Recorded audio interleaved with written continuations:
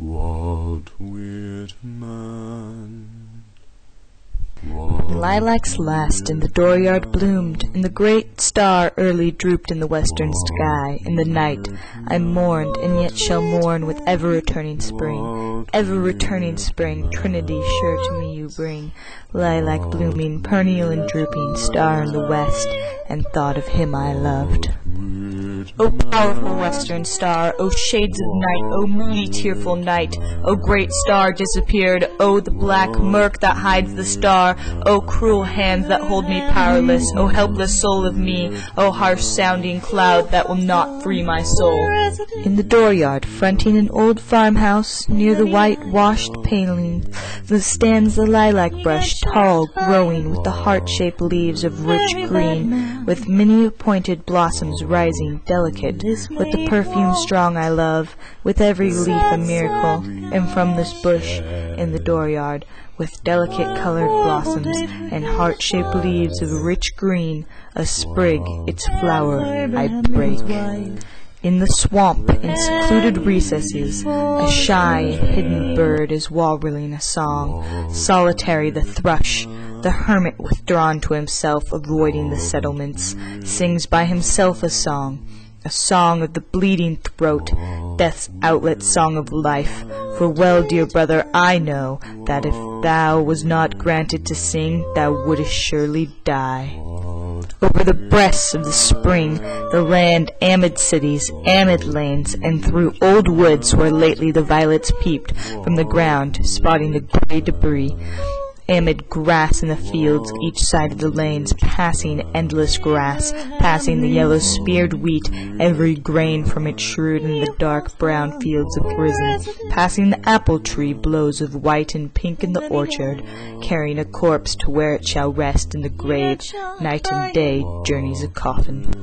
A coffin that passes through lanes and streets, through day and night, with great cloud darkening the land, with the pomp of the in-loop flag, with the cities draped in black, with snow of the states themselves, as crape-veiled women standing, with processions long winding flambeaux of the night, with countless torches lit, with silent sea of faces, and the unbared heads, with waiting to blow, arriving coffin, the somber faces, with dirges in the night, with thousands of voices rising strong and solemn, with the mournful voices, dirges poured among the coffin, the dim-lit churches and shuddering organs, where the amid these you journey, with the toiling bells, perpetual clang, here the coffin slowly passes, I give you my sprig of lilac.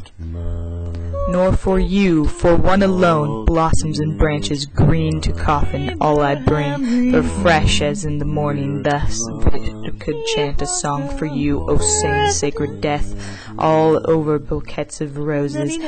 O death, I cover you over with roses and early lilies, but mostly, and now the lilac that blooms the first, copious I break the sprig from the bushes, with loaded arms I come pouring to you, for you and the coffin of all you, O death. O western orb sailing the heaven, now I know what you must have meant as the month since I walked in silence the transparent shadowy night, as I saw you had something to tell, as you bent to me night after night, as you drooped from the sky low down as to my side, while other stars looked on, as wandered together in the solemn night, for something I know not what kept me from sleep. As the night advanced I saw on the rim of the west how full you were of woe, as I stood the rising ground in the breeze, the cool transparent night, as I watched where you passed, and I was lost in the never-word black of the night, as my soul in its troubled disdainful stank, as with you sad orb concluded and dropped in the night and was gone.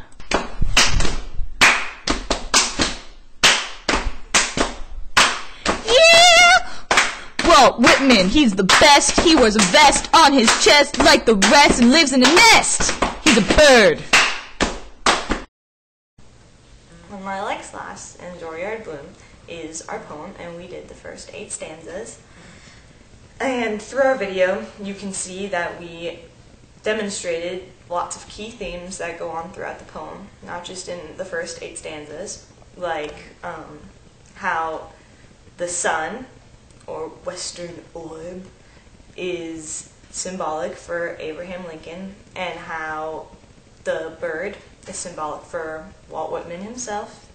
And probably the most key theme throughout the whole poem is the lilac, which is just the Walt Whitman's love for Abraham Lincoln, which is kind of struggling since Abraham Lincoln just died, and this is in memory of him. And like you can see in stanza 7, it says,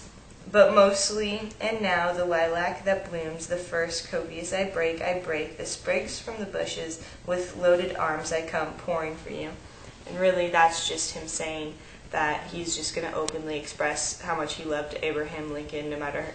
how much it hurts, really. And throughout the whole poem, he